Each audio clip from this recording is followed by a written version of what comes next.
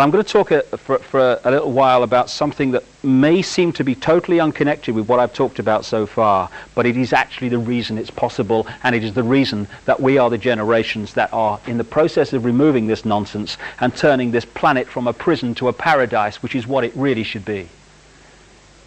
When the top of my head exploded and this awareness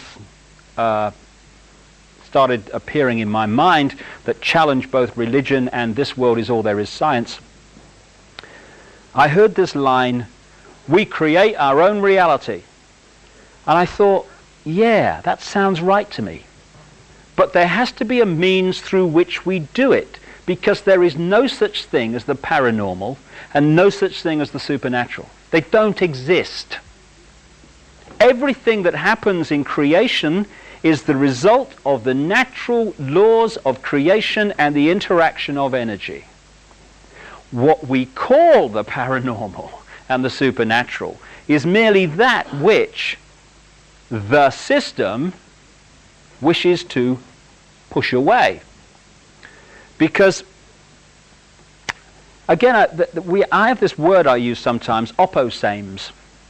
Opposames are people and organizations who appear to be in opposition, often appear to be extreme opposition, but actually they're just the same attitude to life with a different dress on. I love the far right and the far left. I love that one. The far right, as symbolized by Adolf Hitler, is into centralized control, military dictatorship, concentration camps. The far, far left, as symbolized by Joseph Stalin, the absolute opposite to that, is into centralized control, military dictatorship, and concentration camps. Yeah, great. It's great to have choice in the world, isn't it? And opposames also applies to religion and science, because they appear to be in opposition, but in one way they're exactly the same. They both survive only through the suppression of knowledge.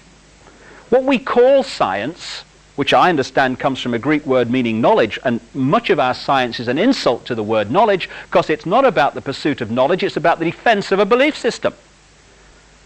You know, it's just another religion, science. Instead of having the dog collar and the long gown, they have a white coat on. It's still the religion. Open-minded science, now that's different. That is in pursuit of knowledge. And more, the spiritual and the open-minded scientific are speaking the same language, and that's the way we're going in this decade and beyond. But at the moment, mainstream science is defending a belief system. So it has this law of physics on which it's all based. And this law of physics says, this world is all there is, we're a cosmic accident heading for oblivion, life's a bitch and then you die. Cheers, that's great news. Yeah, thanks a lot, mate. Yeah, it's really good, that. So anything that is experienced by people outside of this has to be explained away. Now, it could be explained away by the fact the laws of physics, as we have come to be told about them, are actually fundamentally flawed. But no, hold on. Them physics, they pay my mortgage. They give me my status in life. You know, they give me my credibility. I've been saying all my life that's how things are. I mean, so therefore, I've got to explain that away, because all these people keep having near-death experiences and out-of-body experiences and stuff. So, do you know I've got it? It's the paranormal. It's the supernatural. It's as natural as the air we breathe. And it's in that area, I believe, that we find how we create our own reality, and through that create the reality I've been talking about so far tonight. For me, an increasingly open-minded science, everything in creation is the same energy, and energy is consciousness. They are the same thing. So the energy that is our minds and our emotions and us is the same energy that is every blade of grass and every insect and every tree and every breath we take, every drop of rain. Just as water, clouds and ice are the same substance in very different states of being, so everything that exists in creation is the same energy consciousness in different states of being. We are like droplets of water in an ocean of consciousness, unique and individual, yes, but together forming the whole. We are each other. I am you, you are me, I am everything, and everything is me, same with everyone. And this gigantic, infinite mind we call God, or whatever name you want to put to it, operates on multidimensional frequencies. It's interesting, because of the influence of religion, when anyone talks about kind of the afterlife, we look up. Have you noticed that? On the flaming roof or something, I don't know. Want to go to heaven? Get a ladder. You know. But for me, an increasingly open-minded science, creation is actually broken up into wavelengths, frequencies, sharing the same space. All the radio and television stations broadcasting to this area are occupying not just the space around my body, but the space my body is occupying. We're on different wavelengths. Therefore, one radio station, unless it's very close in its frequency to another, operates in complete oblivion of all the other wavelengths. Everything that exists in creation is sharing the same space that our bodies are occupying and our minds are occupying. What is that line we hear? The kingdom of heaven is within you. Everything that exists is within us. So when our consciousness, thinking, feeling, emotional us, that part of us that is eternal, enters the physical body, the genetic spacesuit as I call it, to experience this physical life, this three-dimensional frequency, world, dimension, we are not a blank sheet of paper. We are already unique. The unique sum total of all our experiences. And I've noticed this with my boy, Jamie, who's 3 now. Because my mind's been open to this in the period he's been alive, I've watched him develop.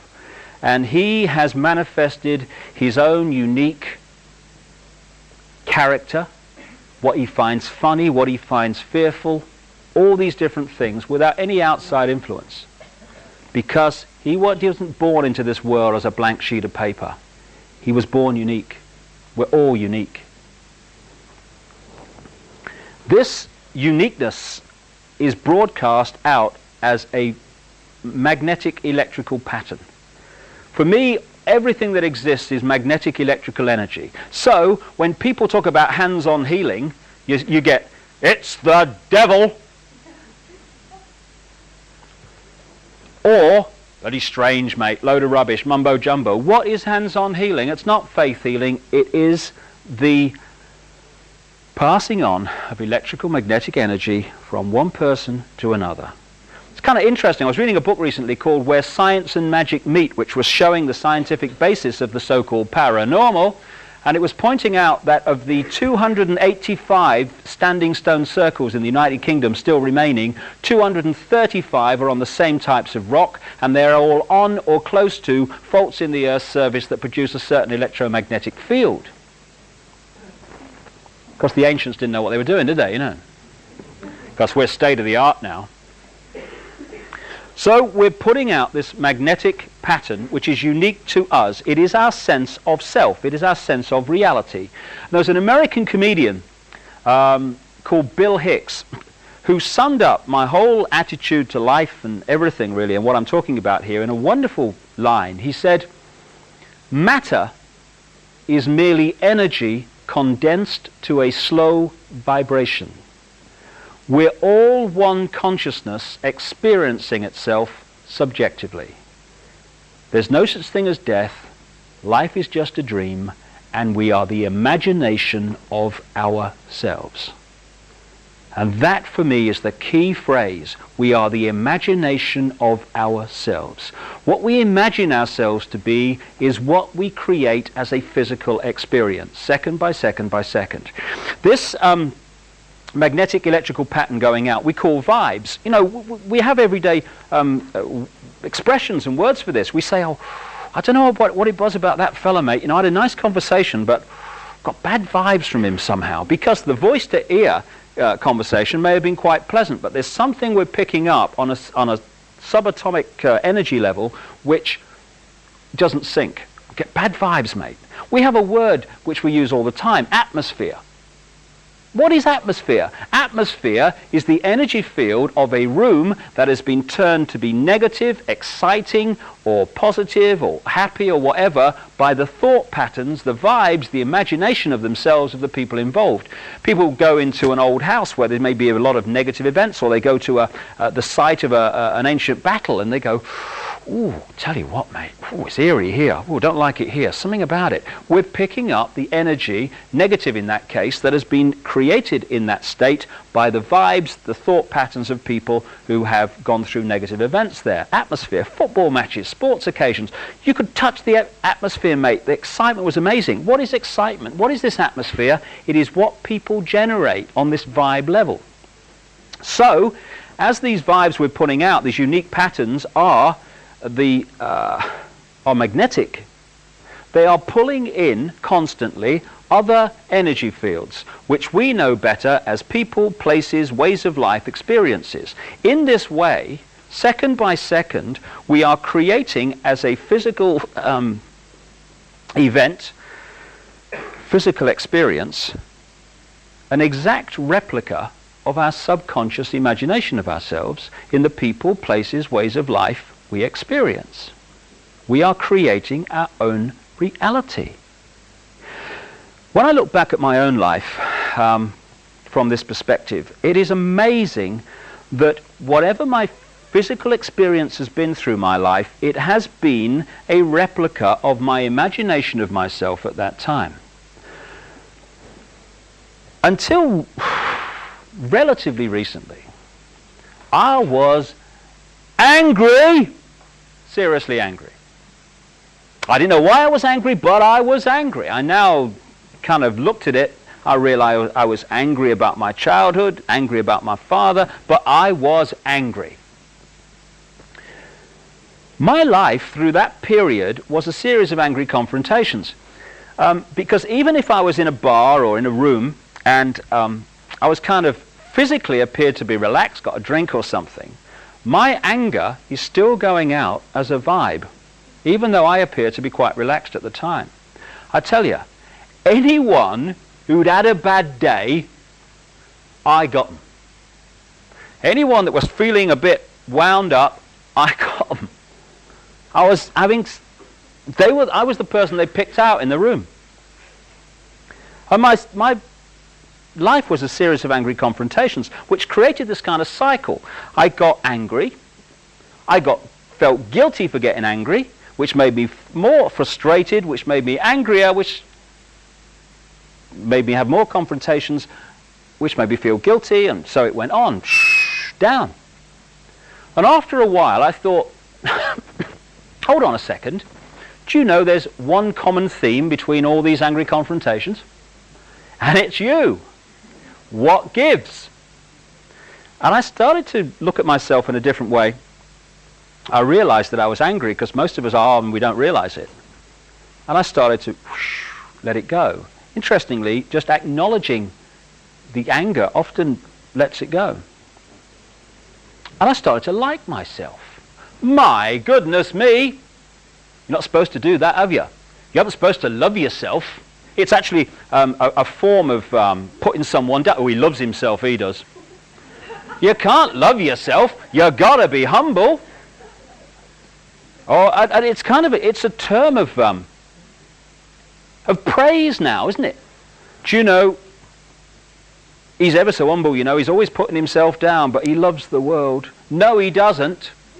We can only love out there when we love in here, because we can't give out what we haven't got. And we are pressured all the time to feel bad about ourselves, to have a limited imagination of ourselves. Therefore, we create a limited physical experience. When I started to let this anger go and like myself, love myself, oh my goodness, call the police, my life changed. Because I started to respect my right to be me, and not what other people were insisting that I should be to conform to some mythical right and wrong. And once I started having that feeling about myself, I started to attract into my life people who love me not for what they want me to be, but for what I am, whatever I am is. And that's just a reflection of the way I see myself. I am creating a different reality. Friend of mine, lovely, lovely person, and I hardly exaggerate when I say she starts virtually every sentence with the words, "The problem is though." This lady sees life as a problem. Her life is a series of problems. So I said to her last time I saw her, "What's up?" She said, you don't look too happy." She said, "I'm fed up." She said, "I'm useless, me."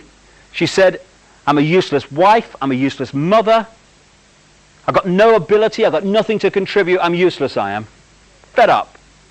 I said, "Well, what's brought this on now?" She said, "Well, I'm fed up." She said, "Everyone's putting me down." I thought, no, you are putting you down. Your imagination of yourself is that you are useless. And this lady is surrounded by people in her life who are constantly putting her down. And she's pulled them in because she has created her imagination of herself as a physical experience. One of the great ways this works is we attract to us what we most fear, because fear is not only a great controller, the great controller of the human race, it's also the great limiter of human evolution. Because whatever the area we fear relates to, we keep out of there, don't we? I mean, we don't kind of go in there and think, "Oh, I'm going to sort that out." We go, "Oh, no, I'm going over here, thank you very much." So what we do is subconsciously bring that in so we face it and move on. So this process of putting out our imagination of ourselves and pulling in a physical reflection of that is at the heart of the human experience. And the most destructive state of mind, and my goodness me, we've all been there, it's possible to be in, is poor me.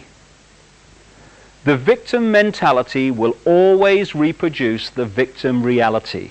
This world is awash with victims because this world is awash with people who have been conditioned to see themselves as victims, powerless, under the control of somebody else. Therefore, they create that reality.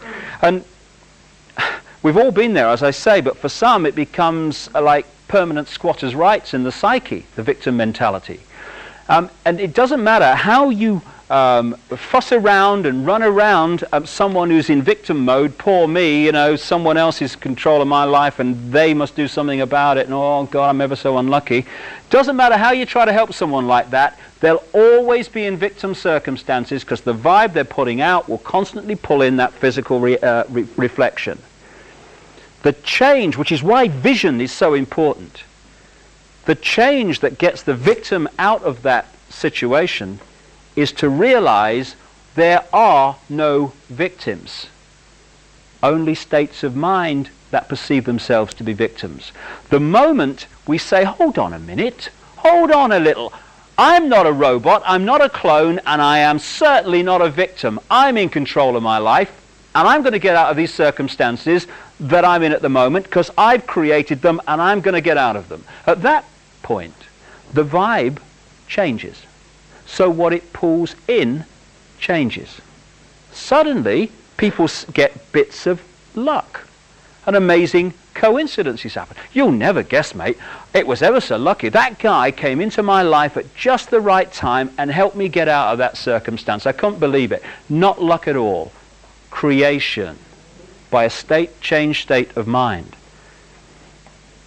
So if we are creating our own reality by our imagination of ourselves, this is at the heart of how all that I talked about in the first half actually has been created and is allowed to continue.